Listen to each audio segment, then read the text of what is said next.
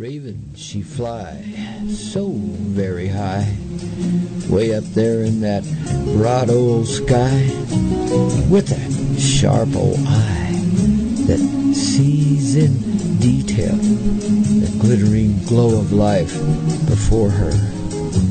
And below, the coyote he roams, and hears the heart song of the raven above. And together, ooh, wow, they go in a great exploration of life and love. The Cosmic Heart Radio Show, here on the Hazy Radio Network. You are going to love it, babies.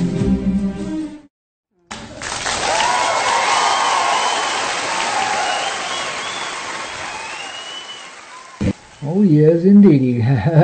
Robert Mirabelle here on the Cosmic Heart Radio Show with The Dance, babies. And that's what the Raven and I do here for these next 2 hours, man. We dance around this, dance around that, dance around that, dance around that.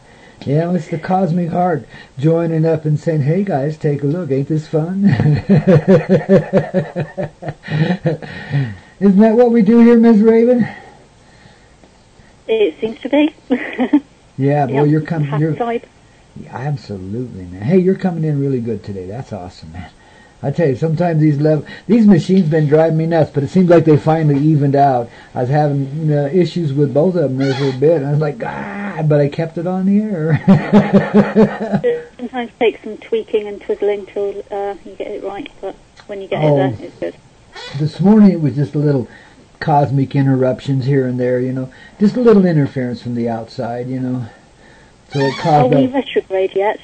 I don't think so. Retrograde yet? I don't think so. Don't feel retrograde to me, but yeah, it's been a little fumbly this morning. It has been, and the technological side of it was fumbly too, just because of it,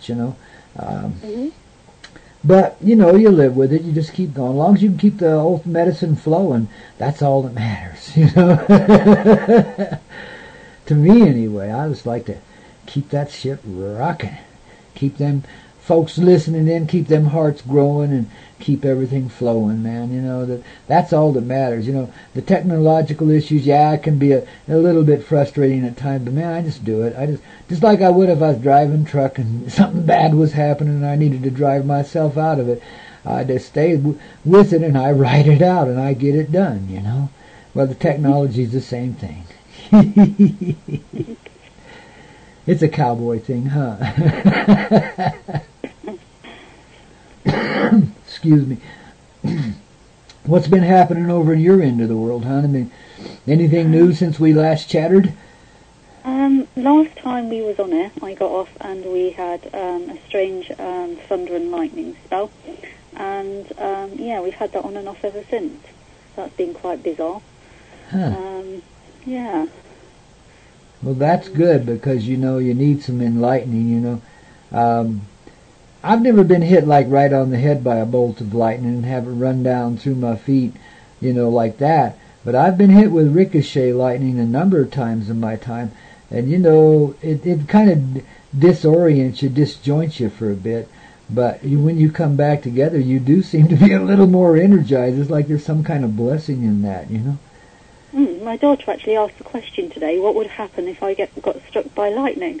I thought, interesting question. Well, I can tell you what it feels like. It's just, I don't know if you've ever been shocked before, but it's like that. I've been electrocuted before. Yeah, well, then you know the feeling of it. It's just a little stronger dose of it, that's all. But, if you're in a good space, which I fortunately have been when that's happened to me, it doesn't hit you any harder than 110 volts would. It really don't feel like that great a thing, I mean, the after effect is worse than what happens when you get hit, I think if you were to be fried by lightning, you wouldn't even notice. You'd probably just keep on doing what you was doing till you felt yourself no longer suspended in the body, you probably wouldn't even feel it, it just hit you so quick, it'd be damn, you know before it hits you, though, you really do, because you feel your hair standing on and you feel the magnetic field changing, and lightning's coming, you just know that in your soul. Maybe we've died that way before, I don't know, but it's coming, you feel it. Yeah. So yeah, that's what's been happening here. I had my weekly venture into town again today. Yeehaw! Yeah. So that was interesting. It was quite bizarre energy when I first went out this morning. I almost felt toxic with what I was picking up on out there. But sort of towards early afternoon, it started clearing, and I felt well again. So. Oh, cool. All good. Yeah, it's probably that same kind of thing we were being influenced by over here that was causing all these little glitches to pop up. Yeah. Yeah, it was definitely a strange one, but yeah, I was most glad when that lifted. Yeah. Well, I know it. It sure is a good day to be alive, and I'm sure feeling in the flow now. I'll tell you. After that Coyote Medicine show, that was a good ride today, man. We had a really good ride, despite all the stuff I was dealing with on the side there. It was like, wow. It's sweet, man. We had a good crowd there, too. I felt them like 2 hours before the show, maybe more. I didn't really look at the clock, but I know it was at least 2 hours before the show. I felt the hearts coming in and starting to increase. It's like, wow, it's going to be a good day today. I like it when it feels that way, man. Yeah, buzzing energy at the moment. It's really good. Yeah, just bubbling right over, expansive as all get out, We'll just keep it moving in that direction, Hey, I had here's some things, something we really need to talk about. I haven't really talked about it too much on the Coyote Medicine show because I've been focusing on the more elemental stuff. But, I had a person this morning that really wanted to know what causes cancer. Why, and I will relate just a tiny bit of my own experience here. I had a friend of mine, a pretty close friend of mine over in Oklahoma, that the young man, 22 years old, and he comes up with this strange cancer, and time he gets around to dealing with it is like stage 4, Well, I had all of the cures available for him that he'd ever want, you know what I mean? And the son of a gun wouldn't do it. He had to go do the chemotherapy and the operations and everything, Though he could ill afford it, etc., but that was his choice. And, fortunately he got through it somewhat alive, but the stuff will just come back until you deal really with the central issues of it. But, with that as a backdrop, what's your feeling as to the causes of cancer? Have you made any observations in that area? I'm sure you've had some of it in your family, huh? Okay, there's been none of it in my family whilst I've been alive. However, I know grandparents passed. Friends around me with cancers and leukemias and things like that. Yeah. I've got one friend in through breast cancer, and she's had it sort of 2 or 3 times, and is going through the barbaric treatment. That's what I call it, because it is quite barbaric what they do to you. Yeah. Now, some people, I feel they chose. It was a conscious choice to experience illness while they incarnated this time. Yeah.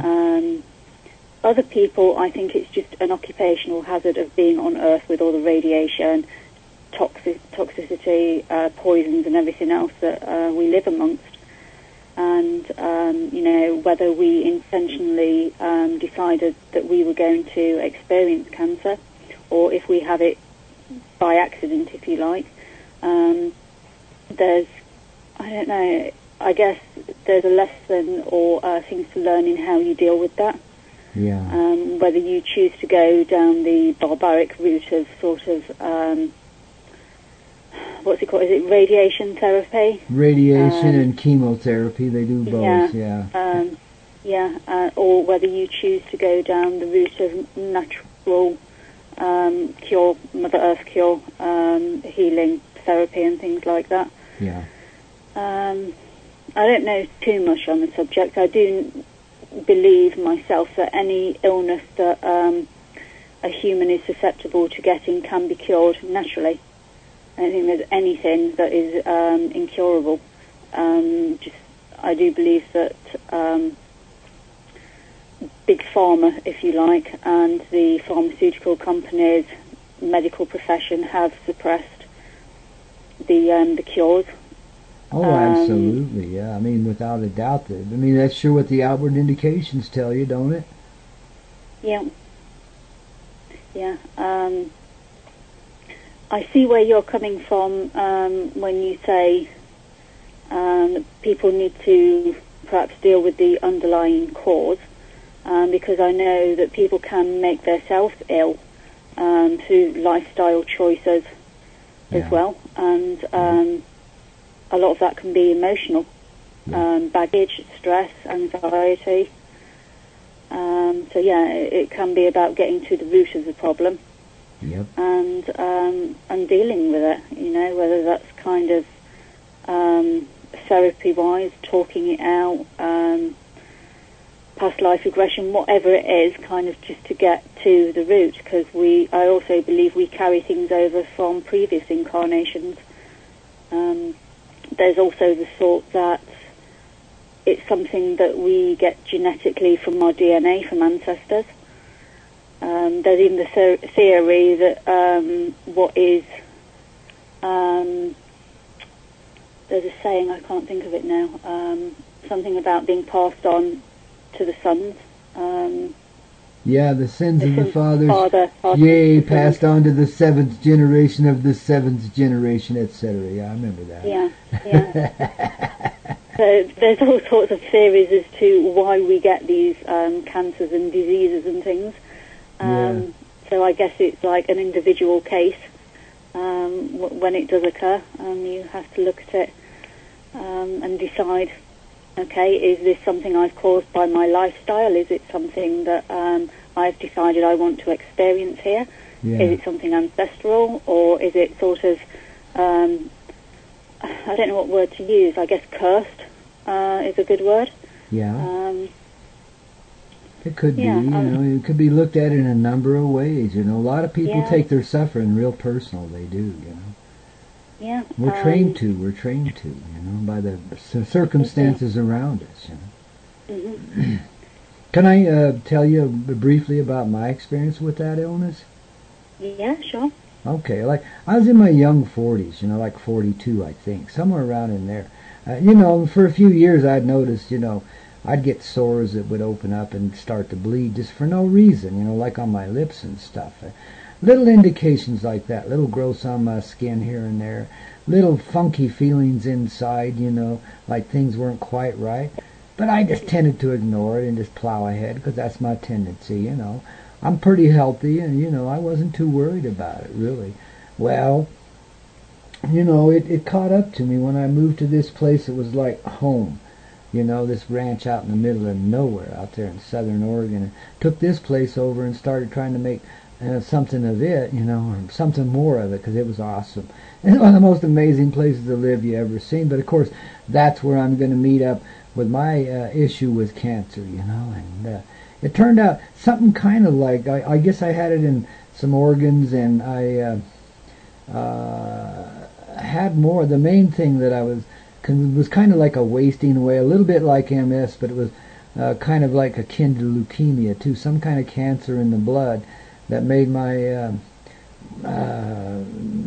defenses attack the muscles, and so I was really debilitated, and I lost a lot of weight, which for me is a big deal, because I'm a skeleton to start with, and so, man, if I lose 20 pounds, it's serious business. And I was like probably under 100 pounds, no energy, I was barely getting by. But, that forced me into a place where I really had to start to deal with this, and I never have since I was a little kid and watched the doctors butchering my friends and relatives in the name of trying to cure cancer, just killing them as quick as they could, making a ton of money it was brutal. The way they treated cancer in the 50s was off the charts.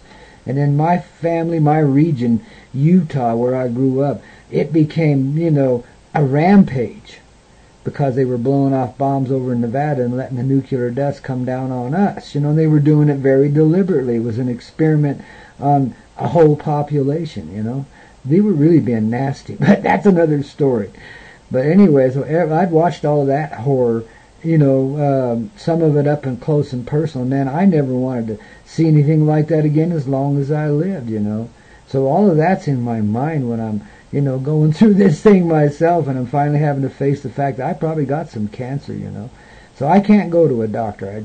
I just despise them. They killed my little brother. I mean, they've just been in my life butchers, and I don't like that. Torturers and butchers, Now I've met some in the profession that were pretty compassionate and really wanted to do well for people. So I'm not trying to categorize and color them all, but most of them fit that pattern. I'm sorry, especially then, Bunch of butchers, man. Bunch of horse doctors, Brutal in their method, just brutal. So I'm not even gonna get close to a medical doctor if I can avoid it. You know what I mean? So I went to this naturopath. I didn't have a lot of money anyway.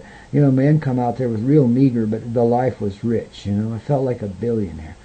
But long story short, she was able to help me and buy me some time with some herbal concoctions. And that got me to a place where then I could start to mystically deal with this. And I also drew into my life a person to help me with that, or at least catalyze me into it.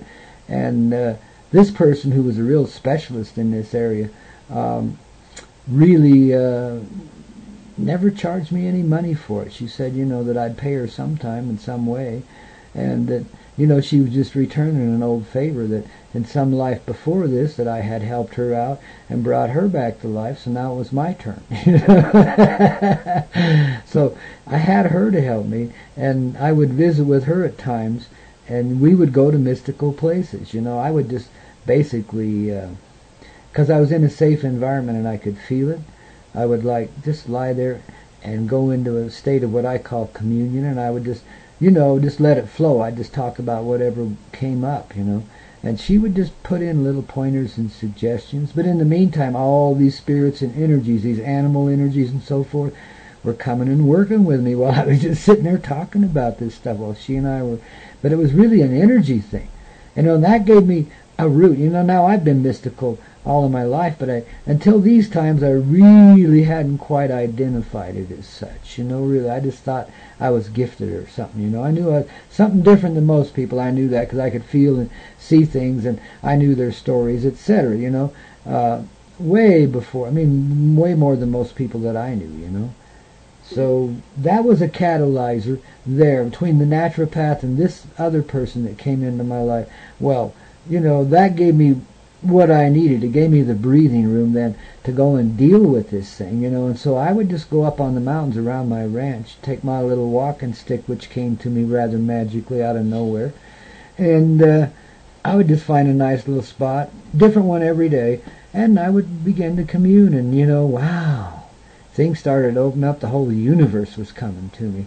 Everybody wanted me to live to tell about it, and me inside I could see that the reason why I had this illness was because, one, in my family there's a proclivity to it, and two, I was exhausted, spiritually and emotionally, and now physically exhausted. The outside just became what the inside was, because I'd been involved in a constant struggle with this that I saw as evil inside of myself since I was a tiny child. I'd been loaded with a huge load, and there'd been a constant struggle between quote, quote, myself and this other, quote, quote, entity that was inside of me, So I began to deal with it on that level, but I could see that I was worn out, and that I really did. I was ready for relief. My kids were in their mid-20s, and they were pretty much self-sufficient. My old lady was getting that way. I was still married at the time to my childhood sweetheart, and of course we'd lived quite a different life, but that's another story. But and then I came to my death moment where it just finally caught. I kept working on it, and I'm working on it and working on it, but I wasn't getting out of it. I was getting idle. I was getting where it didn't get any worse, so I could get through. I was buying myself time, and the naturopath helped tremendously. She came up with this concoction, but that was after my death moment. Anyway, I came to that death moment, and I was helping somebody move that, or thinking I was going to help somebody move. I was just along for the ride, and totally exhausted. The time I got there, we had to ride over bumpy mountain roads for 35, 40 miles, with somebody that was not very good at driving them, and there was no way that I could take the wheel, because then I'd probably die behind the frickin' wheel myself anyway. But so that was stressing me out, just getting there. So I was pretty much exhausted, and I tried to help out a little bit, and that was the last bit of energy I had. You know, I picked up a little cabinet or something, just a little thing, you know, and I mean, that was it. I had no more energy left. It was amazing. So I just flopped down the ground, crawled over on a blanket, and turned up to face the sun and got ready to die, because I knew my time had come, you know, and I was done. I was like so fucking tired. I just finished with it, you know. I was blessing this illness for taking me down so easy, you know, because it could have been a lot worse than what it was, essentially. And then as I lay there, of course, the sky opens up. Of course, you know, I mean, because you're very near death, you know, you see things that others won't. I mean, the realms start to merge back together, because that's what you do when you die. You go back home, you know, to where you already are. So I'm in that moment, you know, and but the sky opens up, and it's like the sun, but it's not the sun, you know, and it's shining bright, and it's a big shaft of golden light coming into me from there, and, you know, and I'm completely united with that energy, you know. It's like a gateway opening. And around, it's a big old sphere, like, you know, like the sun, and around the edges are these beings looking down at me. There's about a dozen or so of them up there, you know, and they got like this pleasurable smile on their faces, and there's this infinite love that just goes beyond description. But I never felt so loved in this life as I felt in that moment. I tell you, at least up till then. After that it grew, but until then, I had never remembered feeling that love, except for maybe in my moments of death before that, because I've been there, done that a few times. This is the first time an illness had taken me down that I can remember anyway. But there I was in that moment, and here were these beings, you know, and they began to communicate with me in this heartfelt sort of way. I mean, it's kind of like words, but kind of not like words, you know, so, but they, you know, described to me that I really needed to stay alive, because, you know, there was just uncountable numbers hanging in the balance of other lives, you know, that I was real integral in that regard, and I needed to live. And I looked at them, because I felt so poorly about myself in those days. That's another contributing factor. And I said, wrong number, guys. You got a loser here, man. I couldn't do this if you paid me to. I mean, look at what a stumble-butt I am. And they just smiled and looked at me and says, well, then can you stay alive for your children and grandchildren? They know what a sucker I am for kids, you know. And they played me just right and got me to agree to that, which of course means then I'm, you know, doing it for the millions and billions and trillions too, whatever the numbers are, you know what I mean? You know, but anyway, in that way, you know, there was a resolution inside, and that turned the corner in that moment. So after that, I got steadily and consistently better. I was able to, that's when my naturopath came up with this herbal concoction made out of the Venus flytrap, which helped me tremendously. I was instantly better. Within just 2 or 3 days, I was back in shape. I mean, I wasn't, you know, I hadn't gained any weight back or anything, but I got color in my face, and I was looking good, and I could do things. I was getting energy back again, you know. So this was all kind of happening just side of a week, you know.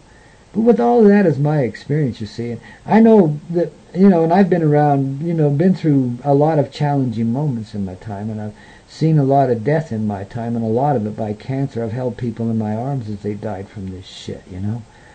But,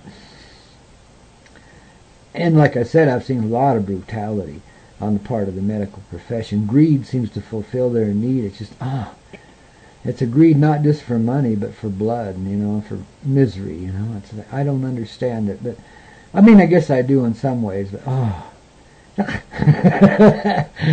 But I know that, you know, from my experience and from what I've seen around me, that essentially, when your number's up, when your time has come and you're ready to die, whatever comes along next is going to get you. And cancer just happens to be the big one these days, because there is, as you say, so much radiation in the atmosphere and other causative and contributive factors. They even put poisons in our food that will create cancers and so forth. So it's become an epidemic. And yeah, I remember when that young man was going through his thing there in Oklahoma, and I asked the doctors, "You have any idea what causes? I mean, this guy's only 22. Why is he going down like this?" And the old doctors just roll their eyes. None of them have an answer for that. They don't. Roll their eyes, shrug their shoulders, and move on, think, you know? One of the answers that I would have is modern-day living and shoes. Crazy as it sounds, we don't connect with the earth enough. and we don't channel out the toxicity that we consume or that we're exposed to. Yeah, and by just doing something simple as walking around barefoot can help channel a lot of that out. Or just consciously connect them with the earth, even if you're wearing boots or shoes or moccasins. Yeah, but the actual touch of the earth is so healing, and people they're not taught this anymore. It's almost cleansed out of people. Yeah. But yeah, we don't get out into nature and connect with a natural environment anymore. We're mostly, in buildings that are full of wires and cables, all giving off sources of radiation. And, you'll find that most people who get cancers are surrounded by electronics and, overhead pylons, or they live in areas where there's a lot of radiation. Yeah. And they don't include in treatment for cancer patients, they don't include things like going out into nature, walking around bare feet, going and paddling in the sea, doing all those sort of things that would be extremely beneficial to them. It's all about sort of treatments and drugs. Yeah, and that's where they make all the money, that and surgeries, Yeah. And then I've heard hospital administrators, because like I say, I've been with a number of people through their experience with this illness, and I've actually stood there and overheard hospital administrators and doctors talking about how they can prolong treatments and get an extra 200, 300 grand out of them, stuff like that. It's such a crassly commercial industry now, It was pretty much that when I was a kid, but it just became harshly so as I got older, and all the medical people started to specialize, all wanting to make $15,000 a minute, and stuff like that. Well, it's the same with these immunizations that they're coming out with. There's an immunization to stop you getting this, that, and the other, and they're all toxic, and they all make people ill. Oh yeah, they make you sicker than the disease would by a long shot. Yeah, exactly, and that's all about money again. I don't allow my children to be injected with anything. No. And I've said to them, anybody tries to inject you with anything, you come and tell me. You don't let anybody stick anything in you. No, and they'll do it. And they did, when I was a kid, the doctors just pulled into the school and everybody had compulsory shots. There was no choice about it whatsoever. You just got them, Yeah, I mean, it might sound dramatic, but, I've told my daughter that anybody goes near a needle with her in school, she's just to leave and walk out.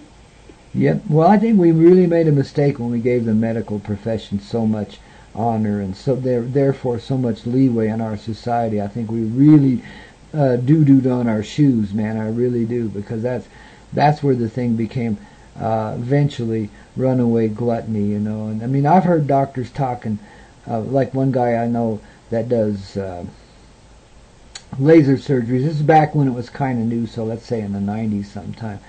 But he was telling his buddy one day, bragging to him, there in this place I happened to be at the same time, about how he was making $164,000 an hour doing these operations, So he would work like 3 days a week, 24 or 20 hours or something like that, and then he'd just go play golf and screw around. And he made like $500,000 a week, It's like, what the hell? And not doing much at all, and not really contributing much to.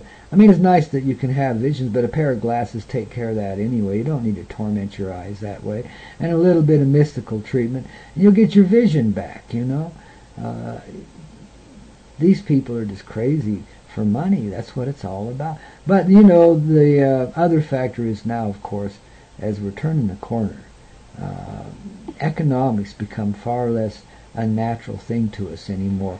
And these things we're talking about right now that have been so detrimental to this world, in fact, have contributed in another way, and they've set such a piss poor example, for society as a general and for people's unfeeling, uncaring attitudes, that if you think we're ever going back that direction again, you got another thing coming. I think we've had so much of this stuff that we will never again, if there's 30 billion years left for us, we will never again step in that direction, ever. There'll never be a thing called money. There'll never be a thing called a doctor. There'll never be an elevated being in any society of any kind of culture anywhere. You know, it's equity, baby. But this is what creates equity and makes us appreciate it and hang on to it and expand it, is by being inequitous and being grossly inequitous. You know, and getting cancer and getting abused for getting cancer and getting tortured for it, etc. You know, we test the nobility of our soul, the integrity of our heart in a million different ways, and that's just one of them. Ooh, it can be excruciating, you know. Crazy stuff. But that's the other element, see. And so this is why, you know, though I can sit here and talk about what a nasty thing the medical profession has been, and still continues to be, but it's getting more conscious. You notice there's more humanitarian things happening there. And besides that, they're a little bored, you know. The emergency rooms aren't as busy as they used to be. People aren't shooting and knifing each other as much as they did before, you know. It's dying down, you know. Really, I see the whole profession dying away, because we're going to stop shooting and stabbing and wrecking into each other, etc., and we're going to stop having injuries and illnesses anyway. So the need for these beings is gone. You know, everything they've tried to create here by poisoning. See, the same people that put out the pharmaceuticals are the same corporations that put out the chems that go in your food, you see, and a lot of times they're the food producers too, you know. So they control the whole thing, you know. So they put chems in your food to make you feel ill, so you go to the doctor and take more chems to make you feel better. They got the cause and they got the cure. I mean, it's a beautiful thing when you look at it totally from an economic thing. I mean, how clever can you get? And nobody's wise. Nobody's ever found out, right? Oh, God, the whole world knows now. You know, they've made such... I wised up to that a couple of years ago. Yeah. My spirit guide started showing me foods that were unsafe to eat, and I was so thankful for that. Yeah. Yeah, definitely. You know, I thought it strange at first. I was getting these like visions and messages saying you shouldn't eat this and you shouldn't eat that, and it's like, why? I really like that. I want to eat that. And it was like, no, that's dangerous. And shortly afterwards, something would appear in the news or mainstream where they were finding out that these foods were dangerous. So I always trust what I'm given psychically or spiritually and sort of take heed of it.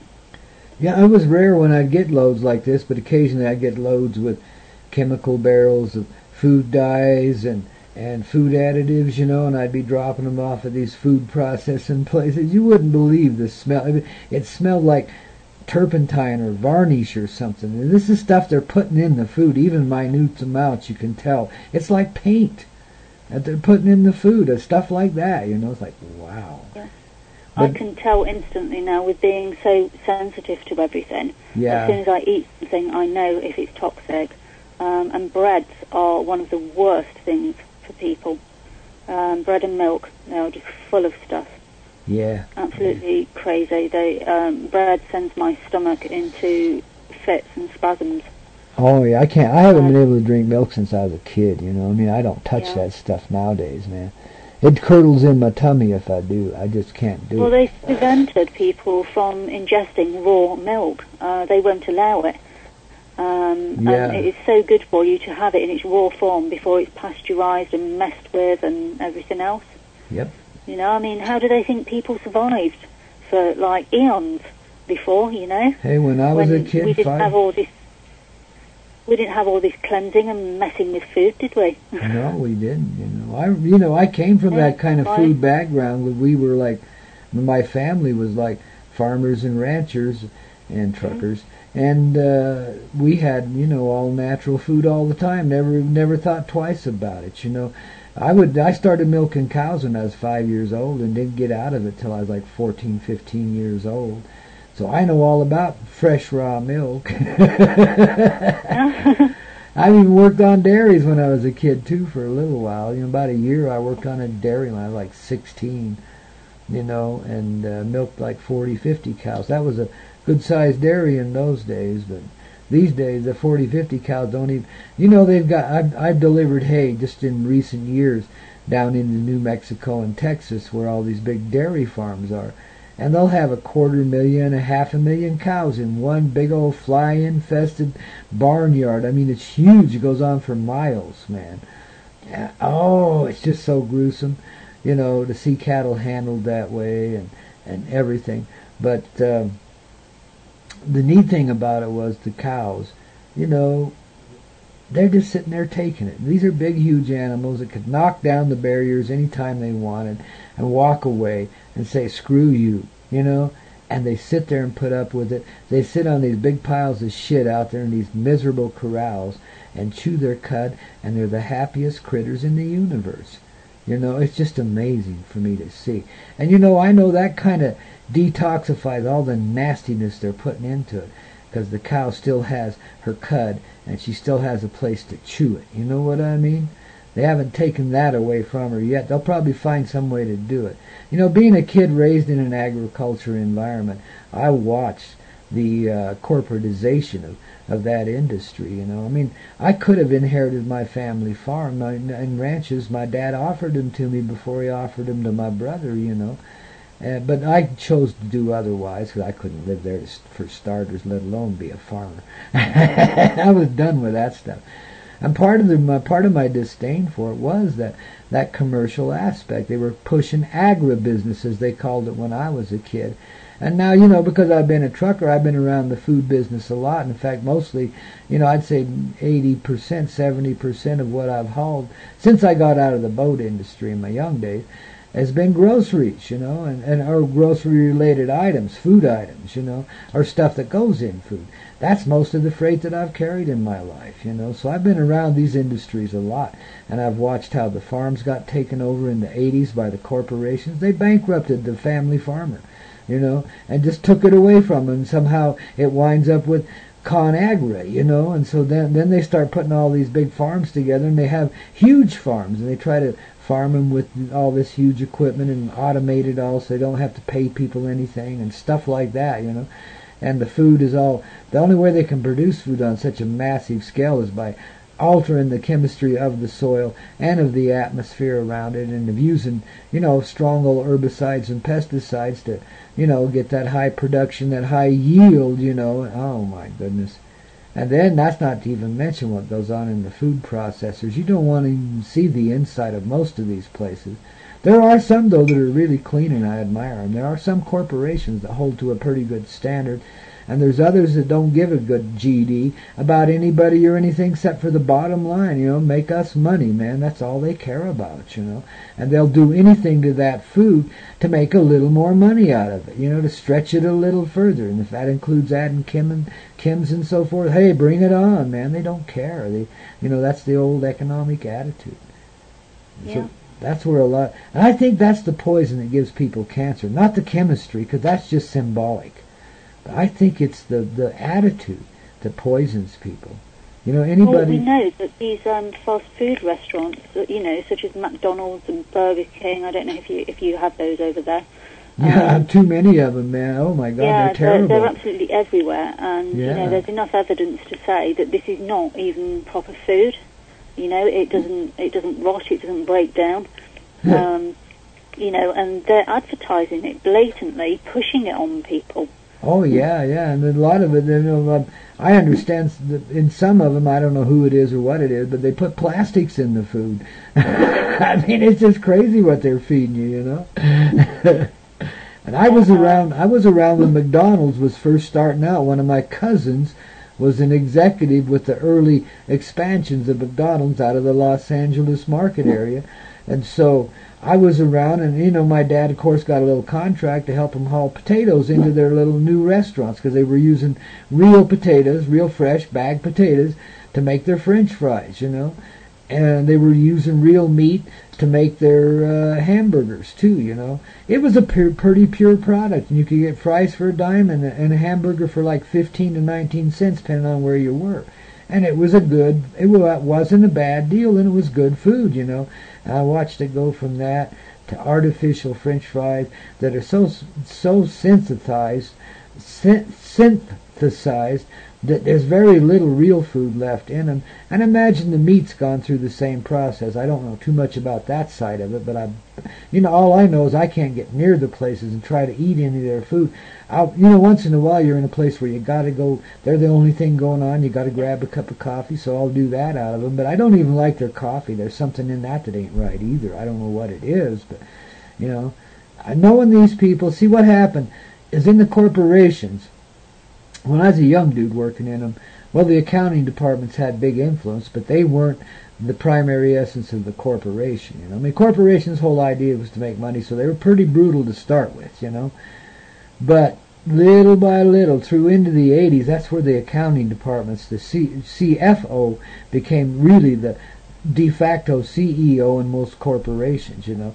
And this you can see as an organized thing. It comes from background, you could call it conspiracies if you want to, but background organization, see, because all of the big CEOs and CFOs are members of the same little elite club in the eastern United States, you know, and it's kind of secretive, but it's kind of blatant too, and they take care of one another, and they organize how these corporations will be, you know, behind everybody's back. You know, they pretty much have corporate policy dictated from a central source these days, you know. So it's essentially the same person in charge of every corporation, you know, and essentially the same energy. So the accounting departments took over in the 80s, and by the 90s, the corporations were these brutal things that would just jump for joy if they could make another half a penny on a hamburger. You know, a half a damn cent would make that much difference to them. I mean, they just were gleeful when they... I mean, that's how greedy the whole thing and empty the whole thing was becoming. Thank God there were still some humanitarians in the business world, and still is, thank God, and a lot more of them showing up, too. Out of the darkness comes the brightness. But, oh my God, what a mess, huh? Yeah. But like you say, it's 2015 now, and things are coming to light. People are more aware. They're waking up. You know, they know what they're eating isn't actually food, or it's highly contaminated. You know, so like you say, where can we go from here, apart from to stop feeding the fat cats? Well, yeah, but when you're in a place where, you know, you really don't have much choice and you got to eat some of that food, you know, like living in a city or whatever, what I found, too, is if you consciously share energy with your food and you consciously purify and detoxify and bless that food, you know, silently, you don't make no big show out of it, you just do it. You know, but it's an energy thing.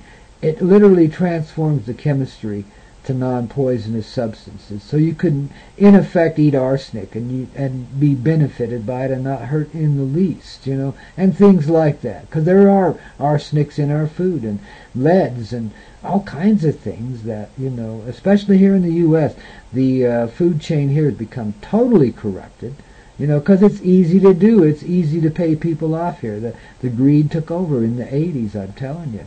And some of the most idealistic hippies become some of the biggest sellouts, you know, but money talks, bullshit walks. That became the American themology, you know, and that infected the whole world, you know, and the whole world started getting the same attitude. It's pretty sad, man. But at the same time, when you see where it leads, when we get to that point where we've had enough, then we're not going to be worried about cancers. We're not going to be worried about doctors and hospitals, let alone the corporations that, you know, make all this money and are so heartless in their pursuit of it, you know. Mm-hmm.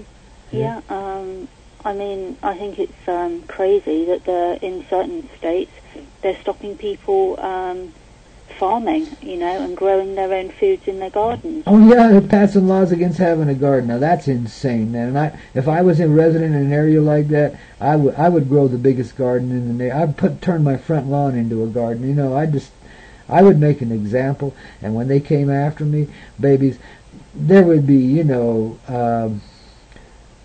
a change, one way or the other. You know what I mean?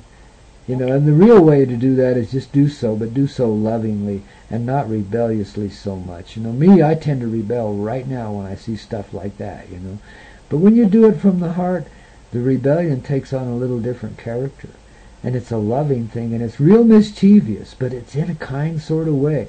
So you'd just grow all kinds of stuff on your place, and they'd see you and try to arrest you, but every time they came to arrest you, you'd start talking to them and giving them, you know, apples off your trees and so on, you know, produce and so on and so forth, and charming them a little bit, and they'd walk away happy, and they'd forget to arrest you in the process, etc., you know, because you'd have the energy flow on your side, you know, it wouldn't be with the dark side anymore, you know.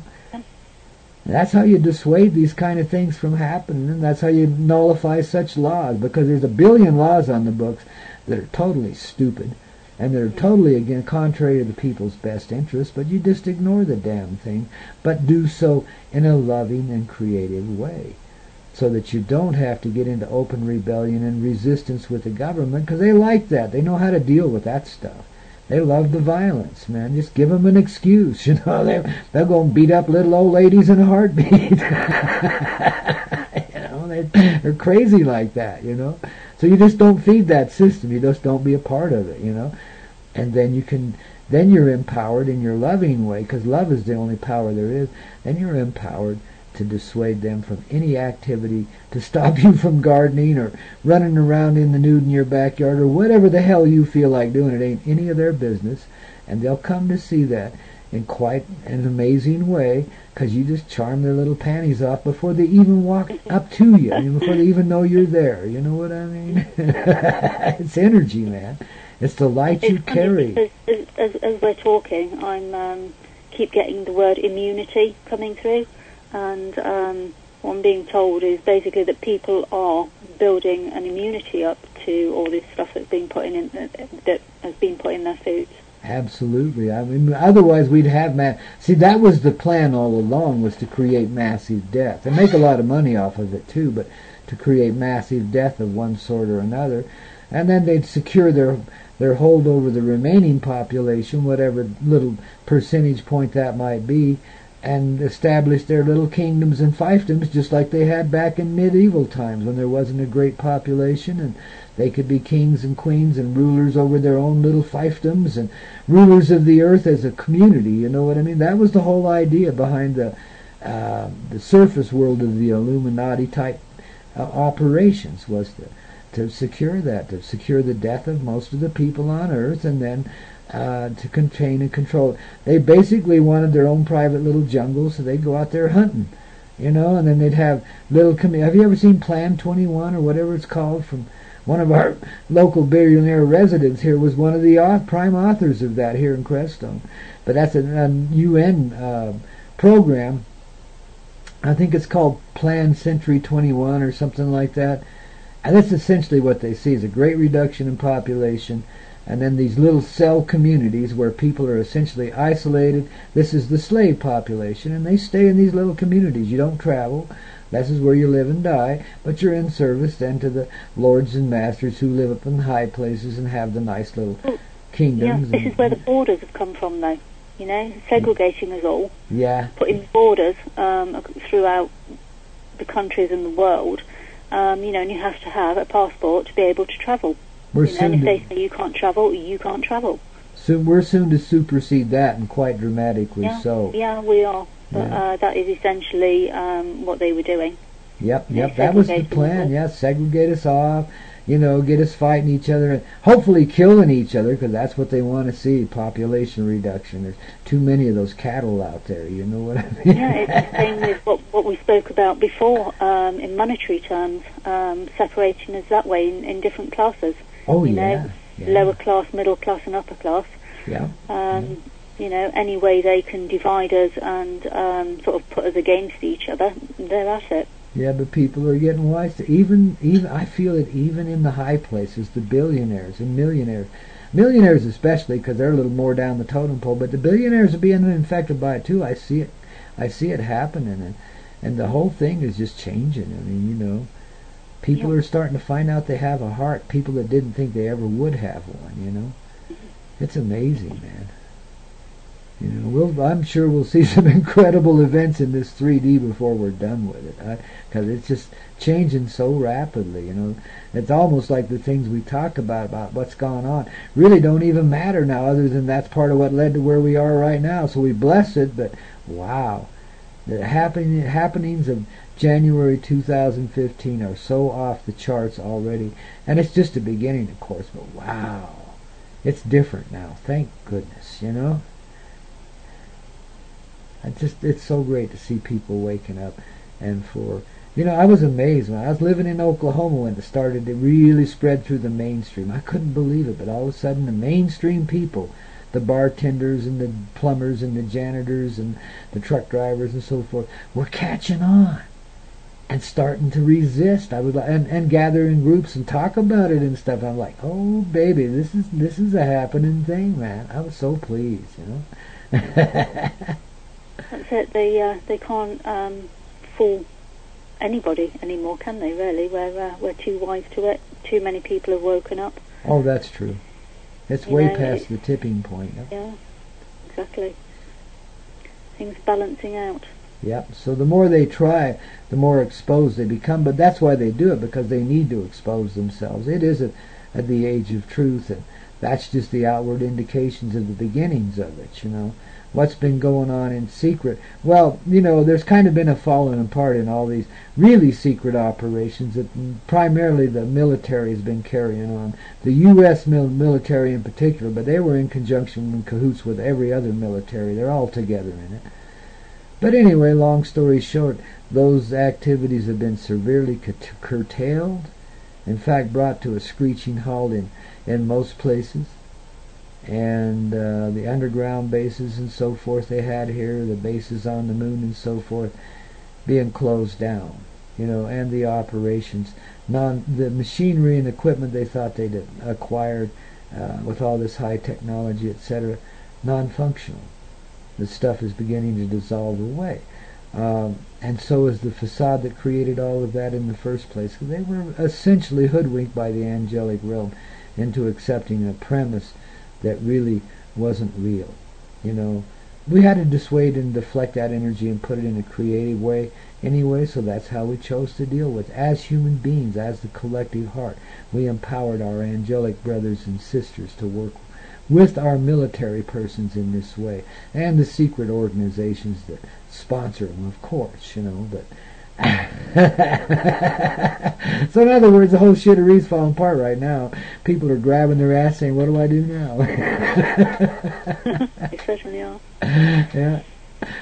Well, here we can tell you what to do now. Just open your heart and be a person for a change. You know, learn what it is to be human and not a robot, a zombie, man. You know, people are coming back to feeling places that have never had feelings, not for generations now, not in their families. They've been cold as ice, you know.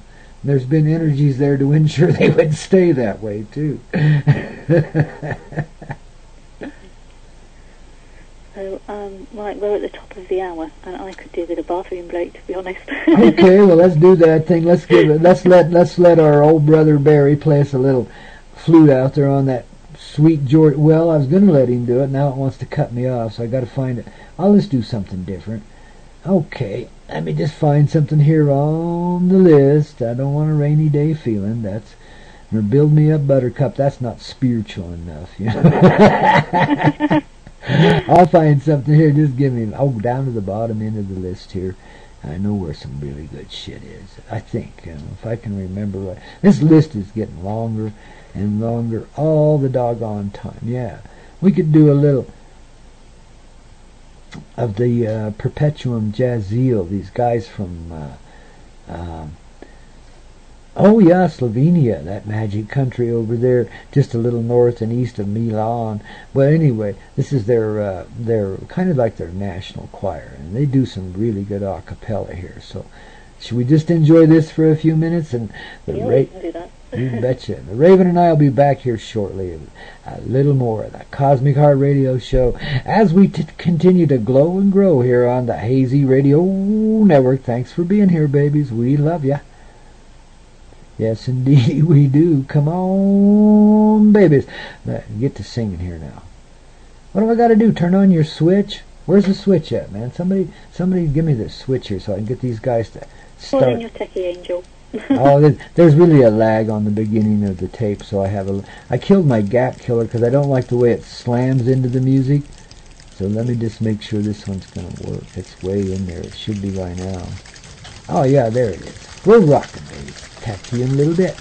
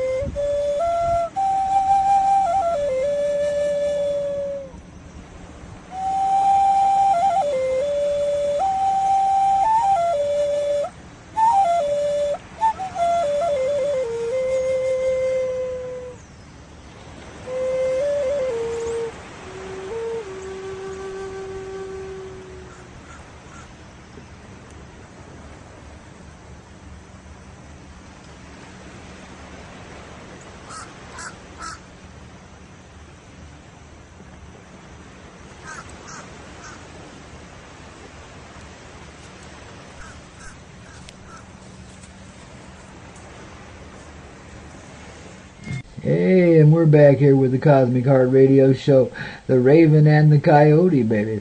Here to bless your little soul, don't you know, and help you end the heartache and the pain and step outside of cancer and anything else that might pain your brain, man, or hurt your heart. Just step back, take a look, and see what you be here. Take that raven's eye view. You can see from way up there really clear in detail what you couldn't see when you're running around down here in it, man. So allow that raven energy and the coyote too to come along and help you, man, and let you see clear what's really going on here inside of you first and foremost. And then the rest of it starts to clear up too, because you understand how you really do create with your feelings the energies that surround you. Oh, the mystery, huh? So where were we, Raven? I forget. We were on some page somewhere. Yeah. I can't remember. Yeah, me either. I know we were talking about cancer and so forth, but people, that stuff can be gone from you in a heartbeat, anytime you want to be done with it. In a sincere, heartfelt sort of way, you have the energy, as you know now, because you can see that you are becoming immune to the poisons and so forth in life. Well, now you become, as you allow yourself to increase and grow in the heart area, that means give yourself some time to experience what I call the heart. Well, then, babies, you also develop immunity to everything that could be toxic to you in this reality, and in fact, transform every bit of it inside of yourself first, and then it starts to transform in the reality around you, because what's inside is indeed outside. As the case may be, eh, darling? Yeah, energy goes where attention goes, so, yeah. That's it, wherever you put your attention is what you get, really. It's what you attract. Yep. That's essentially your baser feelings are what create your reality. Sometimes the stuff that you ain't even paying attention to. I know for years, I felt like I carried a dark cloud around with me. I could never understand that, why things would go so screwy on me, But I see now very clearly how I carried the energy that brought that stuff to me, just big as daylight, I couldn't help myself.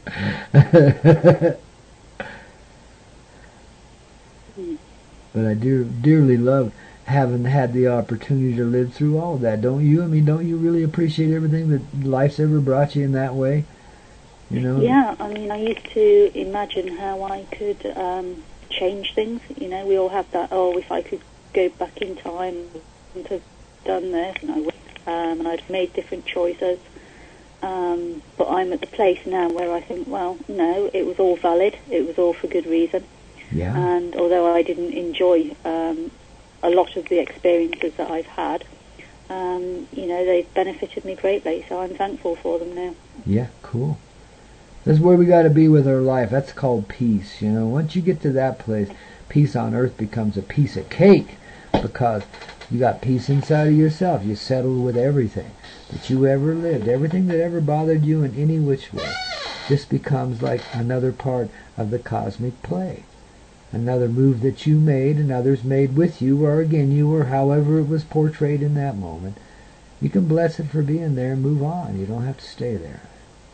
And it's funny because I'm finding that as time's going on, we're processing a lot quicker and accepting things quicker than we used to. Things that used to sort of fester away and bother us for days or even weeks at a time, we tend to be able to process either within hours or within the day and kind of work through it, accept and move on.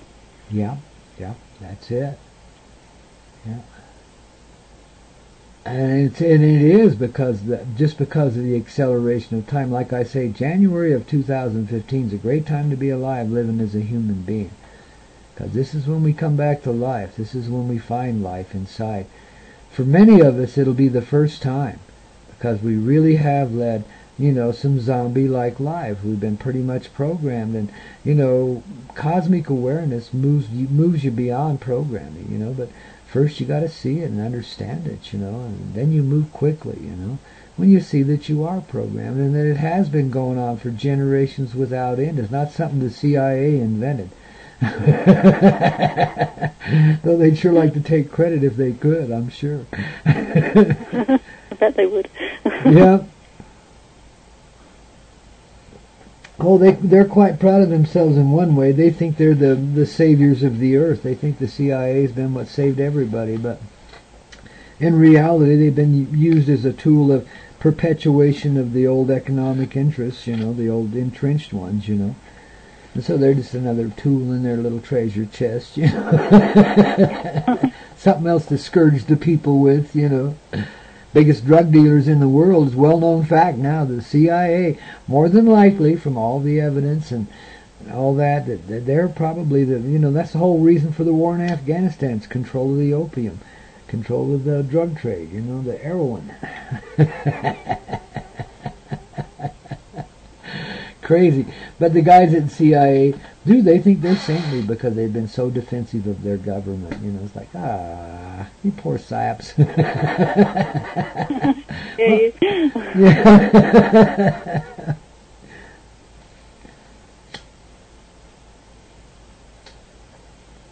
So much done in the name of patriotism these days. I mean, formerly.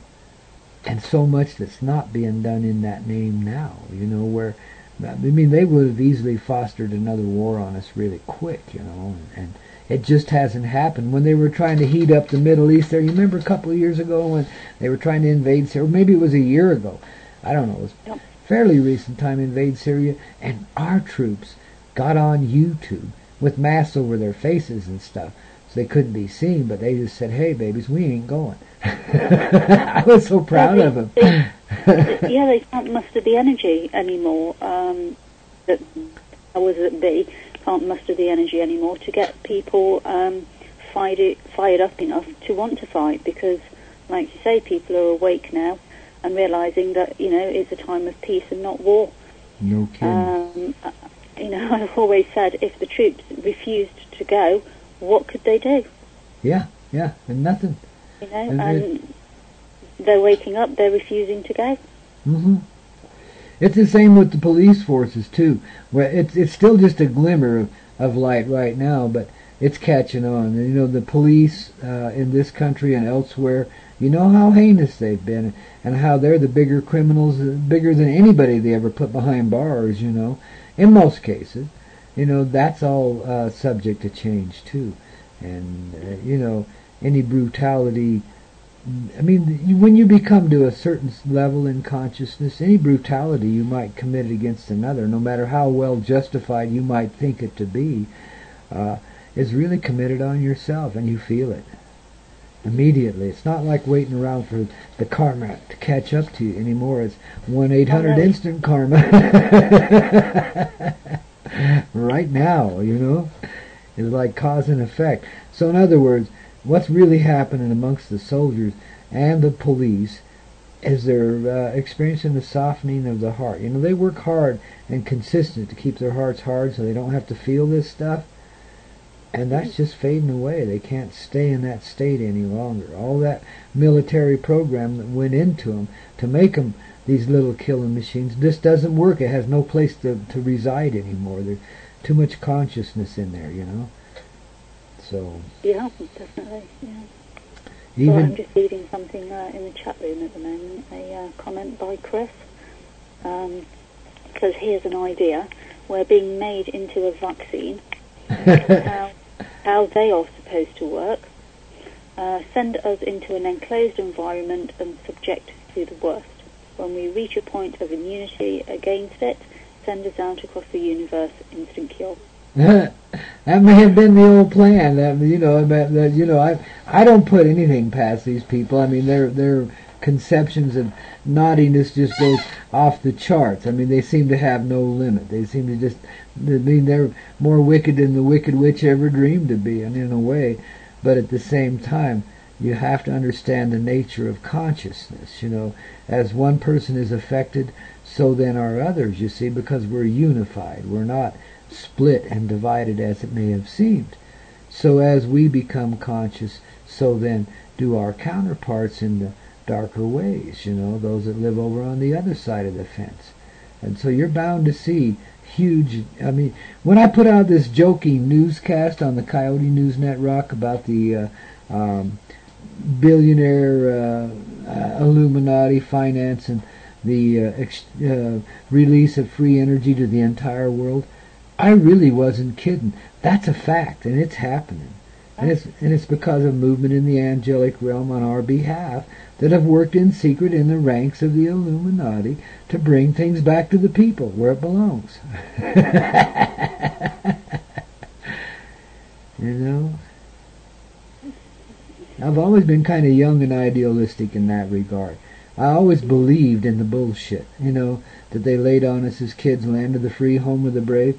Well, I didn't necessarily believe that was because we had a good government and stuff, but I certainly believed in what that represented, that people should be free.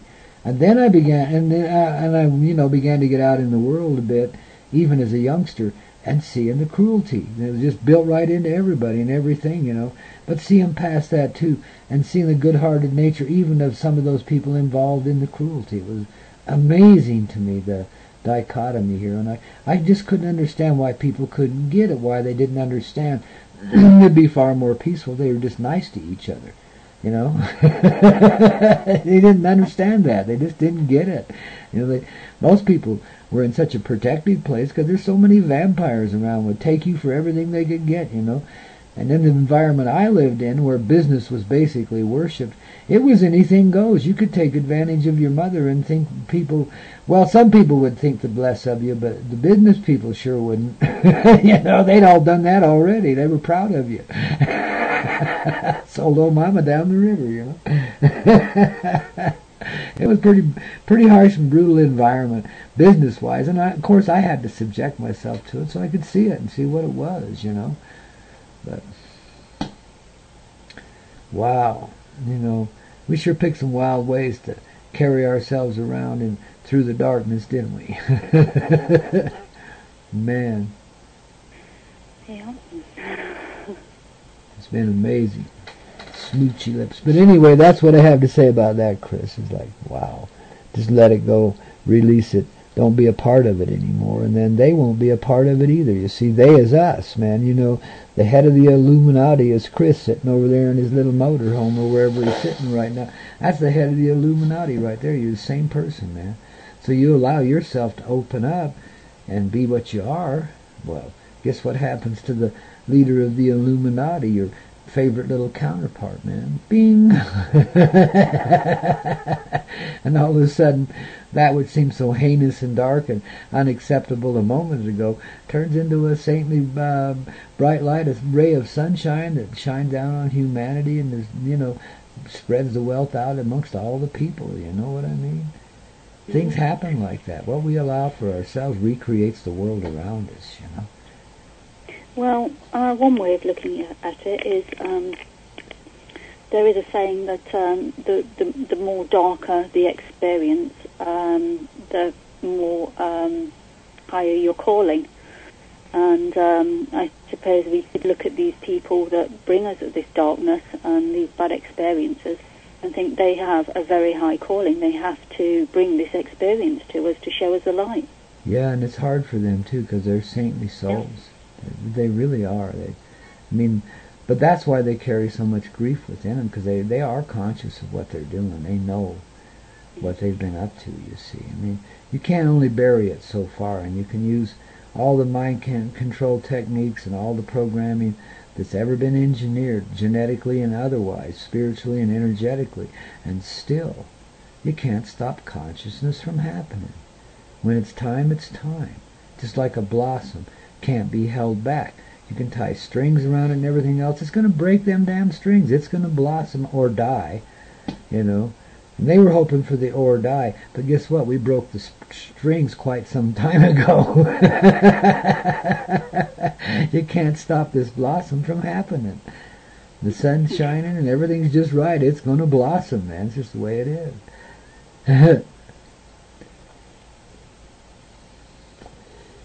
No, Chris, it's not like that. You see, the darkness is not, in fact, unconscious and unaware of its place. That's why there's been some kind of a limitation on what they've done and how far they'll go. even though they've been quite heinous in their activity. You see, darkness is light. Like Raven and I were saying, some of the brightest angels are those that volunteered to play these roles, and they are very conscious in these roles. Now, they can't help themselves from acting in the dark way, because that's what they're programmed to be and do. But they do see it, and they do understand it, buddy. I mean, I'm a product of their world in a way, because I was subjected to some of their programming when I was a kid, and it's not pleasant, man. I know where these people have been, at least to a degree. And, you know, I didn't subject myself to any more than I had to. As soon as I could get away from it, I did, you know. And then I dealt with it for the rest of forever, it seems like. But I got peace about it. I understand it now.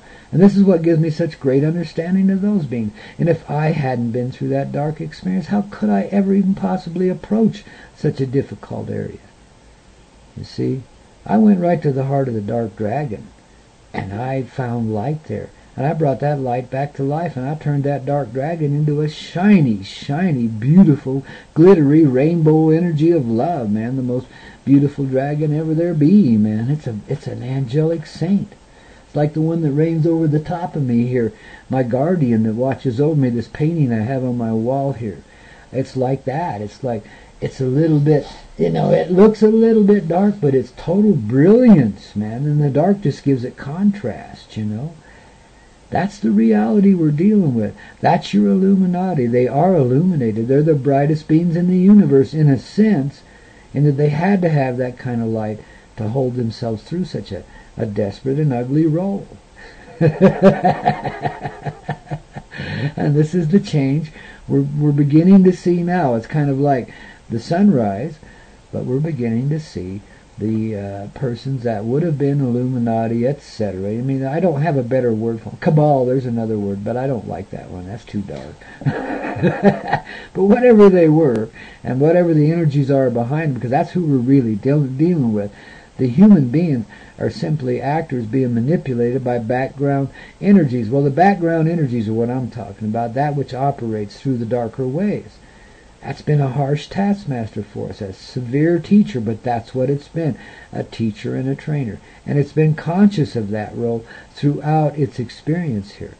That's its saving grace. Now, it didn't mean it made it easy to live with itself. That's what made it so damn mean, because it was aware, and it did everything it could to dispel that awareness. Because it felt the energy of the dark, and it wanted to relish in it. It wanted to be that dark. It wanted to be that hateful thing, you know, whatever that was. But, you know, it got a good run for its money, and that's that. It's over with. Now we return to our natural roles as the angelic persons that each and every human being is, no matter the role they served and played in here. And I'm telling you, those guys are some of the strong, and gals, some of the strongest saints ever to live. And you got to give credit to the Divine Feminine, because without her, the Illuminati could not exist. She submitted herself to it darkly a long time ago, willingly, so that these beings could experience the expression of hatred towards the mother energy and come to understand then a little more fully and take that energy back into themselves and become the loving mother saint type beings that they really are. See, it's all been a cosmic dance. And you see, it's more like a charade or a shell game. You know, it's filled with deception on both sides of the fence. Because we had to trick ourselves out of the darker ways as well, so we used angelic tricks to do it. I mean, you know, they've been trickery on both sides of the fence. You know, we're like, you know, in essence, the same darn being. The person that sits there, you know, at the computer listening, and the head of the Illuminati, and the soldiers in the Illuminati gang, you know, it's all the same person. So what you again allow for yourself comes forward in these other beings as well, because they're not separate from us. They're together with us. All of us. Human beings are the heart of the universe. Consciousness is awareness of that simple truth and living in it. That's really as succinctly put as it can possibly be in this moment, I think. Yeah, knock, knock, hello. Oh, hey, Daniel, we don't allow advertising on the chat room. Be chill, will you? I mean, we're happy to help you out. If you're just a little guy that wants to pick up a few bucks, but don't be scamming people here in our chat room, okay? Take your stuff elsewhere if that's what you're doing, But if you're a nice guy and you just want to make a little money, well, don't advertise here, but, in fact, you might just send me a PM, a private message, and, maybe we can make some kind of deal. You can, if you're just a little guy, I'm happy to help you out if I can. Anybody else out there, that's a nice way to segue into that. Anybody else out there that's got a little business going on, got some little product or two you're trying to get going, let us know, and we'll do what we can to, speed things along for you, Maybe we'll sell a little bit of it on our website or something, whatever, but, we'll do what we can for you to help you out. Okay, but just don't come blatantly walking into the chat room, walk all over everybody, and start throwing your shit all over the place. We don't need it, man. It's better that you wipe your butt yourself and be polite, okay?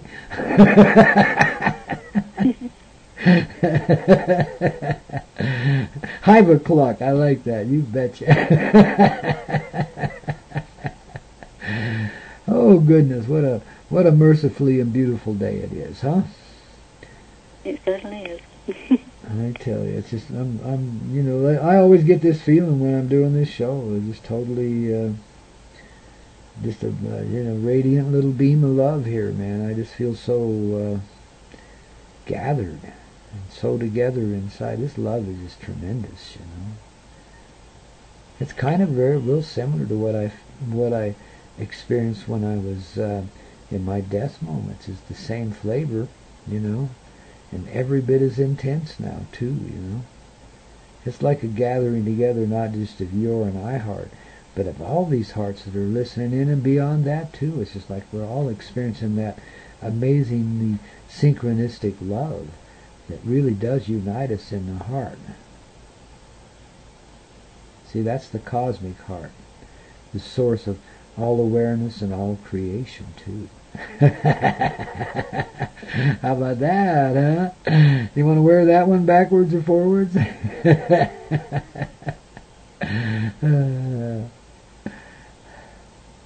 Isn't that the way you experience it? Do you experience the same thing as I'm doing, Raven? Yeah, I'm sat here blissing out, to be honest. It's easy to do. I say it's easy to do, bliss out. Collective energy, and you just kind of come down a level, chill, and just sit in the energy, and it's fantastic. Yeah. Absorb and take benefit from it. Darn right, and guys, thank you for being here and unified in this heart in this way. I mean, I can't express my appreciation any more strongly than right now. Yeah, just be the buzz, man. Be the buzz, and be the bee that buzzes and buzzes for the tribe, man. Because we're all in the same vibe, just like the little bees are. We all got the same buzz on, don't we? If you need it, obviously direct the energy where you think it should go best. Yes. Which, for me, is back into humanity, because I allow it for myself, and I allow it for humanity, too, Mm-hmm. We're such vessels of that. We are, each one of us, like the sacrificial beings that we hold in such high regard. Each one of us is that. We're right there at the center of everything. We're like, that's what makes us the pure being. That's what makes life a happier place to be, because each of us is that, succinctly and exactly, and we never sacrificed anything, though we've sacrificed everything again and again throughout the many lifetimes we've lived. But none of that truthfully is a sacrifice because of the love with which such sacrifice supposedly transpires. You see, you don't feel it. When it's love, you just receive of whatever that love brings you. And if that means you had to go and get yourself burned at the stake or something, well, so be it. You didn't feel it, You felt what you felt was an overwhelming love for the people whose darkness you were taking and transforming as they committed a heinous act upon you see. Ooh, the literal combination of the experience of light and dark, when it's not seen in the extremes anymore, is seen as a flow in a singular direction. Same way a river, all the water in that river flows in a singular direction. Though it might swirl around a little bit and eddy around a little bit, there's always the strong undercurrent that takes everything right along with it, and you just keep moving towards the sea. That's humanity. And the sea is S-E-E, which means you see everything. You're in the ocean of love. The cosmic heart. Oh, should have chatted.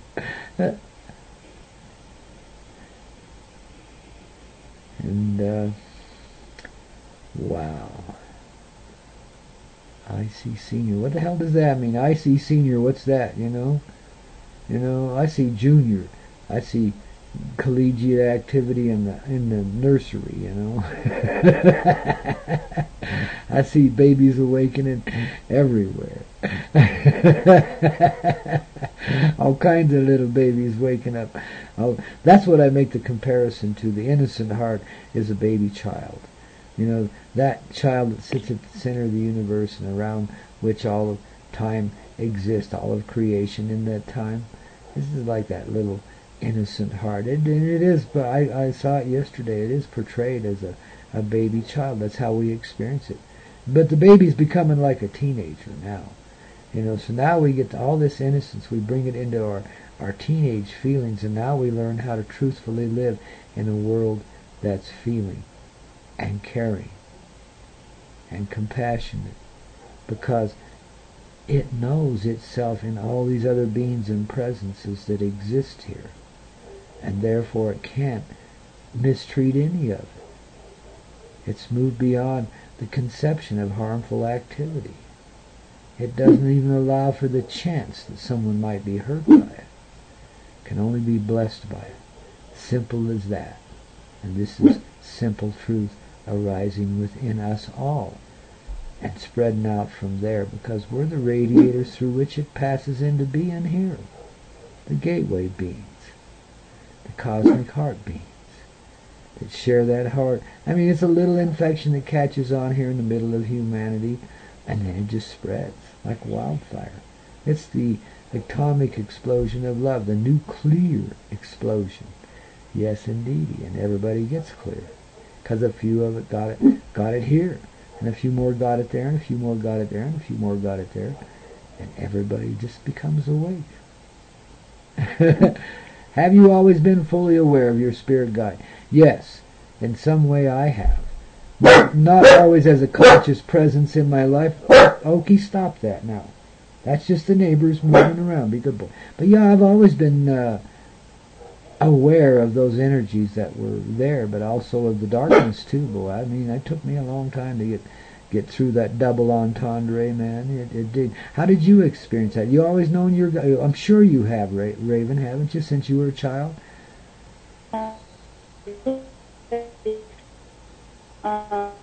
Aware, I could sense something, and I could pick up on people's thoughts, emotions, conditions, and I felt kind of alien as a child. Yeah, but were you aware of your spirit guides? Were you aware of other presences and beings in your life that were guiding and directing and helping you? No, not really. Not until, I don't know, late sort of teens. I just knew I got information from somewhere, and I just knew things without knowing how I knew them. Yeah, okay. It wasn't really until I started looking more into spirituality and that I became aware that we had spirit guides, really. And over the years I've got to know them more. I learned that spirit guides or as we go through different, we attract that can help guide us through that set of experiences. Yeah. Usually they're like brothers and sisters, you know.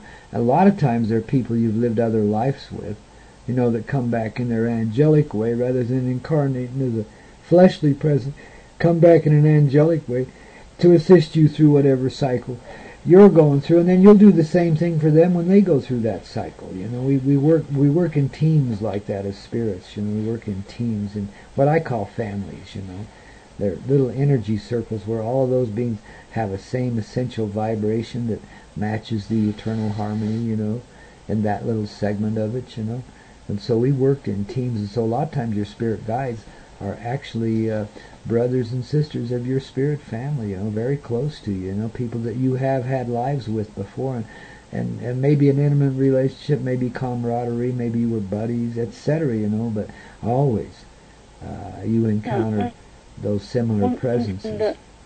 One thing that I realised was that we think our guides are unique to us and that they work with just us, and actually they don't. They tend to work with people that are around us as well, and that we connect with. Yeah, because of the mutuality of our experience, because we're all essentially one. So yeah. yeah, I know. Well, a lot of people have misperceived this stuff over the years, but at least they were aware of it. That's the thing. Like you, and myself mostly too. When I was a kid, I wasn't so, but I did become aware of the presences. I did come to know them as persons, but I don't know how to describe it, but I was aware the same as you are of the energy of it. I could see the motion of that in my life, how I was being taken care of pretty well, but just mainly because I had so many harrowing experiences, a lot of accidents and stuff, silly little things would happen that were threatening to me immediately, and I'd see the hand of those angelic beings working all the time in my life, because of that kind of effect, because of what I was bringing to myself. They were always having to rescue me one way or another, and I could see that. And I didn't necessarily assign it to the angels or anything. I just thought it was like my experience, my energies drawing that kind of help to me. But I really, and I got to admit, though, at the bottom of it, I always knew. I always knew. I tricked myself into not believing it for a while and to pushing it away from myself for a long time. But I always knew, and I always knew I was some kind of vessel or vehicle that would be a part of the change that was coming in this life. I always knew that. And I knew that's why I was cared for. I knew that. I mean, even though I would sit there and flatly deny it to your face when I was a kid, I knew it in my heart, in my soul. I just tried to get away from it because I didn't want to be that, or at least didn't think I did.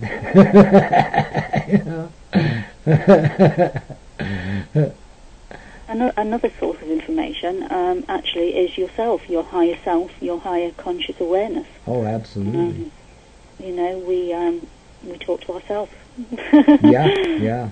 Crazy as it might sound, we do actually source our information from our higher selves as well. Yeah. And a lot of people aren't even aware of their guides around them, so therefore don't make any effort to connect with them, and they just channel things through their higher conscious awareness. Yeah. Doesn't make it any less valid. No. Source is source, whether it's your higher self or a guide. Yeah. Well, the process we're in now, though, is what brings that higher self back into the presence of our person fully, and not. Yeah, well, this is what we're doing. We're integrating our higher self. Yep. We no longer ignore that. No, we're not ignoring you either, Kiki. We're just busy on this subject for a minute. But anyway, yeah, it's like we just that because when you want to get something like when I'm dealing with some other person and I'm having difficulty with them in this world, I go and talk to their higher self rather immediately, and we start trying to work this thing out, from the higher perspective, because that's where creation is handled, really. What we do here is just act out the parts we create there, and so act out the little. So I would go and talk to their higher self, so-called, and see if I couldn't work it out with that. And of course it works there, and then it starts to filter in here, you see.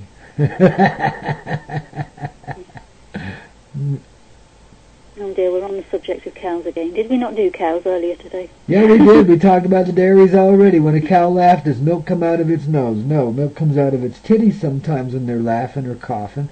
I've seen that happen. If they're full, milk will come out of their little titties when they're walking, if they need to be milked and you ain't got to it yet, you're an hour late or something. Ooh, they don't like that. That's really uncomfortable. I mean, a good cow always produces lots of milk, and you got to be real regular about when you take it, or you'll over-engorge them, and the poor things will be leaking milk everywhere. But it hurts. You know, anybody that's ever nursed a child knows what I'm talking about. You know, it hurts, man, if you hold it back or you can't get it out. The baby's not eating right now. Well, the nipple doesn't know that. Titties don't know that. They just keep producing that milk, and baby, it can be miserable. You can get life-threatening even. You can get that out of hand. You really have to take care of that. You know, you gotta milk them cows, man. But yeah, they do. They expel a little milk sometimes when they cough or laugh. You know, you crack a funny with them. Watch out, you might get a shower. It's not that bad. But a little will drizzle out of them when they're full, you bet. Okay, we have another question in the chat room. Oh, I love it. Is it all right for a vegetarian to eat animal crackers? Animal crackers. What are animal crackers? They're little crackers that are shaped like animals. They're real popular over here with baby childs. You know, that's all right, okay. Not heard of those before. Oh, yeah, they come in a little box that has a picture of a old circus cage on it. It's a wagon that carries the circus animals, and so they have lions and tigers and bears and shit in the box. Little tiny, tasteless pieces of sweetness, you know. I mean, they're really just nothing. It's just a little bit of starch and sugar, you know. But the kids love it.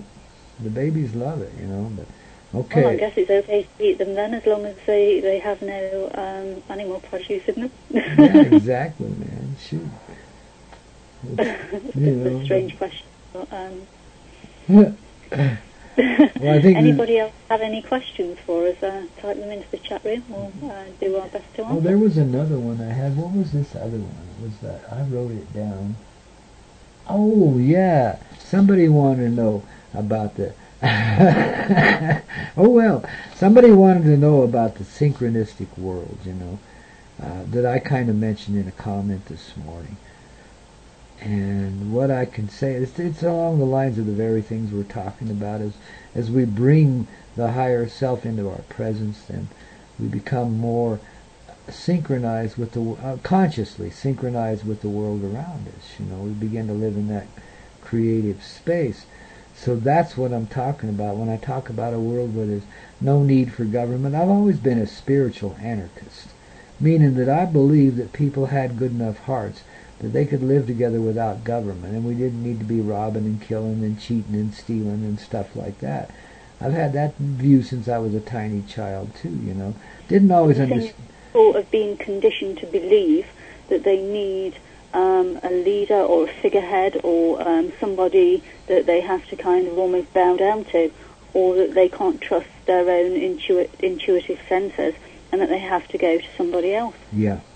Yeah, that's all government represents is weakness in the people. That's all it is. Mm-hmm. You know, when you don't believe in yourself, well, then you got to have something to rule over you. When you got yourself together, guess what? You don't need no ruler. And you're not going to rob, cheat, and steal. Neither is anybody going to commit such things with you. You got the power, baby. And when you're in that loving space, everything around you just starts working together, you know. And not that you won't stumble and be a little clumsy and so forth at times, but the basic flow will always be in your direction, will always be beneficial to the life around you, no matter what form that takes. You know, and it may not always be pleasant. Sometimes there's unpleasant things you got to do still in this 3D world until it straightens itself out a little more. Well, you just deal with that as another element in life. As long as you're not harming another soul, you're doing all right, you know. Yeah, one thing I always say is that all experiences are valid. Yeah, all experiences. Everything. No matter what it is, dark, light, whatever label you want to put on it, it is valid. Mm-hmm. And you can take something from it. Yep, and that's why you can't label them, because they really aren't light and dark. They're just experience. They're just elements of growth. You know, we have some harsh teachers that like our school year. We get some teachers that just basically want to kill you. And we got other teachers that really want to cure you and help you be a good person in this life, you know. It's all about, you know, the intention and the flow. But it's all about experience, you know. And we have, you know, stuff that's pleasant and stuff that's not so pleasant. But it isn't good to categorize it as good and evil or anything else. It's good to just let it be experience. And that it benefited you in some way, you know. Ain't that a fact, hon? Isn't that what we're saying? Yeah. Yeah, it doesn't just benefit us, it benefits the people around us as well. Yeah. Yep. Because we are the active part of creation, because we are that which creation flows through, you know. The more conscious we become of that, well, obviously the less destructive we become, because we see that we are this creation. And so then we start to fix it up a little bit, because the heart really takes delight in fixing things, you know, making it better, you know. That's that mother love inside of us. It loves that kind of thing, you know. It loves being alive and in service to others. That's why it lives and exists. That's what it wants to be. That's our true heart. That's our true nature. That's the truth of all of humanity. We were born to love and be in service to one another, you know, through that love. And that's what we live, whether we know it or not, no matter what form it's taken. That's what we're doing right now in this world. We're always in service to one another, constantly. Yeah, although and we have consistently. kind of gone about it a bit upside down and back to front, really. And the people that we should have been loving first are the ones we are now learning to love lastly, which is ourselves. Yep. Yep. Oh, yeah, that's the thing. That's the basic message you get here as a child. Put that away. Don't be that manufacture yourself into something that the world will find acceptable, you know, and get yourself a specialty so you can get your little chunk. It's a good way of putting it, actually. Yeah. It's been so crazy. It really has. You know, what a way to live. What in service to an unfeeling, uncaring. No wonder people needed religions and gurus and shit to make them feel better, because most of their life was pretty heartless. You know? You adopt that basic principle as a child. You have to. It's the system you're born into. Be cold. Don't feel. Feelings are dangerous. Be careful.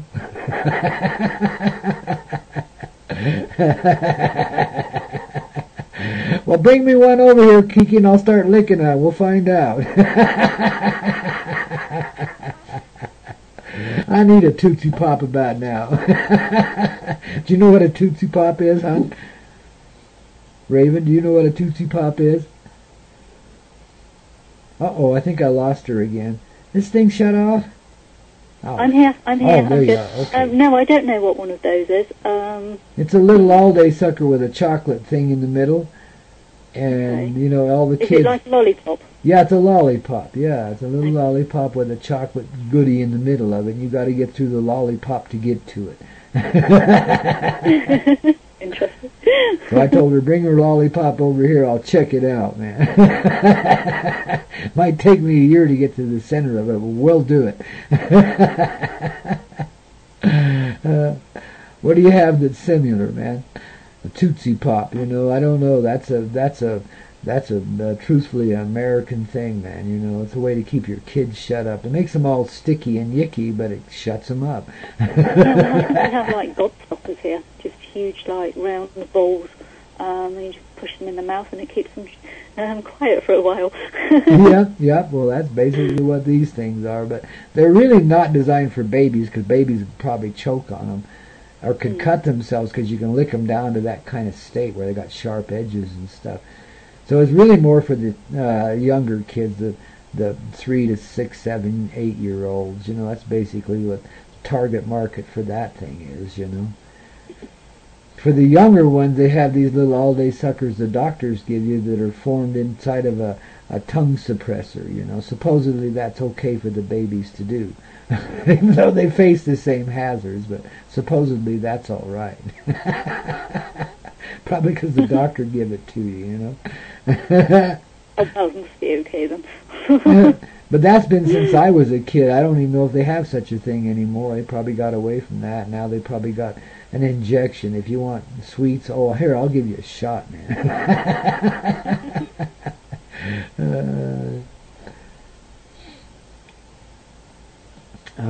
Yeah. We have a pink lolly shaped like a foot. Okay. Adult dummy sweets are cool. I don't even know what those are. They got those? Oh, I've seen some pornographic ones, yeah. That's what you're talking about, yeah. Those are interesting, but I don't think I'd put one of those in my mouth. What was really funny, I got to tell this little story real quick, since we're talking about adult sweets. I used to have a pipe that a friend of mine had recovered from a tree, and it was shaped perfectly like a phallus and a set of gonads, And the bowl, he'd shaped it into a pipe, and the bowl was the top center of the gonads, and then the phallus was the handle of the pipe that you toked on, And it's funny, I had this thing for 2 or 3 years while I was living there at that ranch, and all these different people would show up from all over the world. And within a few minutes' time, we'd have them all sitting down, giggling and laughing and smoking on this pipe. It was funny. It was the ultimate joke. It was really funny, man. I love that, So I can see where people would like adult sweets like that, But to me, it's like, well, I don't want to be too disrespectful, you know what I mean? I see how we've made something cheesy out of something really sacred, And I'd really get back to where we kind of like more appreciate it in that sacred way. And kind of honor it that way too, and just let it be more like that, And not such a casual and thoughtless and uncaring act, but something that's really treasured, Yep. Something that really means something. It's the same with anything in life, though. When you start to see the whole side of it, the energetic side of it, you start to treat it more sacredly. You start to respect it as life. As another element. Although I do realise the importance of fun and doing things because they're joyous. Absolutely. Well, that's sacred. I can't do that because it would be frowned upon and it's improper. If you're heart-led to do something, then, how can it be bad? Exactly. And when you start to recognize that everything you've ever done was heart-led, is heart-led, well, that kind of releases you from any kind of brutality you may have held against yourself or any perceived defects, etc.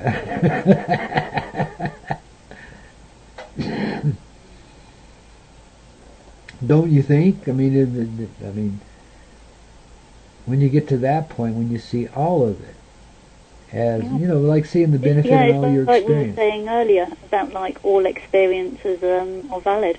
Yes, no matter what they are, and they all open the heart. Yep. Every experience in some way opens the heart. Yep, absolutely. So that's what we're all about here on this Cosmic Heart Radio Show.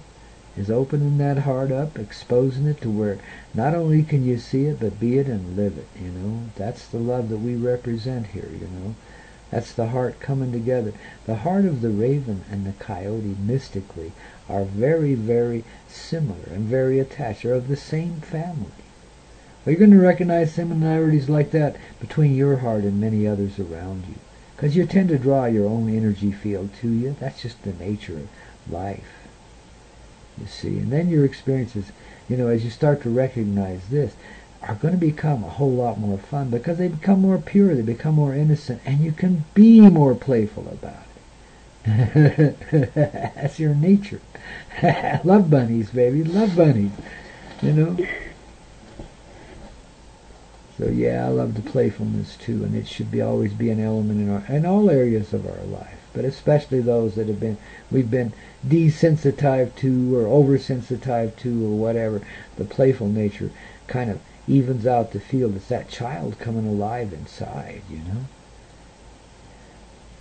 In other words, that the happy child side kind of nullifies any dark effect that you might have experienced in any moment or anything that you're doing right now. You know what I mean? And when it's approached from that loving and more childlike side, well, the innocence is in it automatically, and so anything goes, that's done in innocence,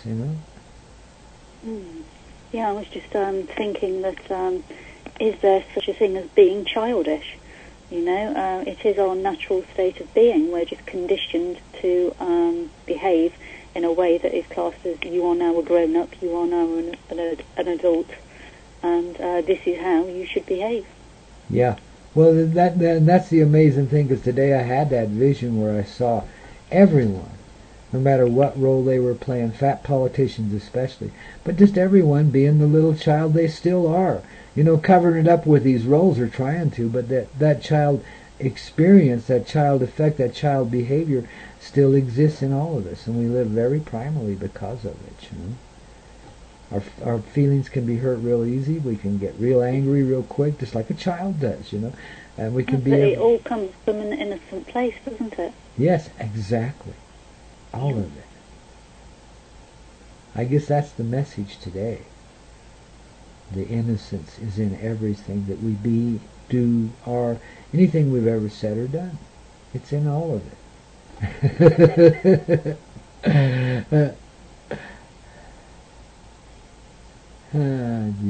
Kids with ADHD. Well, you know, don't accept the labels, Chris.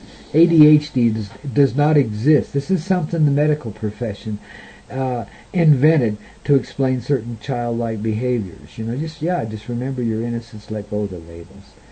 It's ADHD is possibly those they've not managed to condition. Yeah. It doesn't exist. They still have the childlike quality and the childlike energy. And that's to be and enhanced. too many people are willing to accept a label and to medicate their children. Yeah. It's quite shocking, really. Yep. It's rather crazy, man. It's a little out of style these days, too.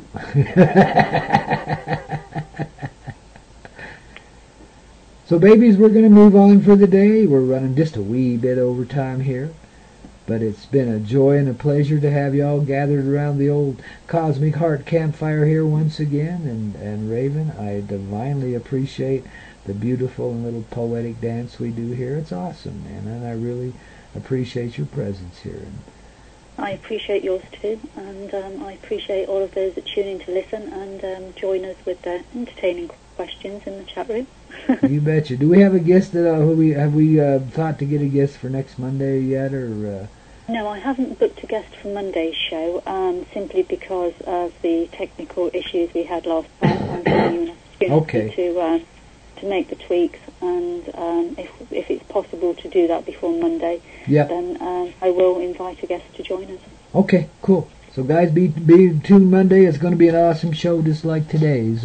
Only better because we just keep growing. Us little babies just keep blossoming and being the bright beams of life that we are, you know. And wow, ain't it awesome to be alive, kids? I love you, and Raven loves you sincerely, and I know you feel it. I know there's all kinds of good experiences going on out there. So thanks again for being here on the Cosmic Heart Radio Show.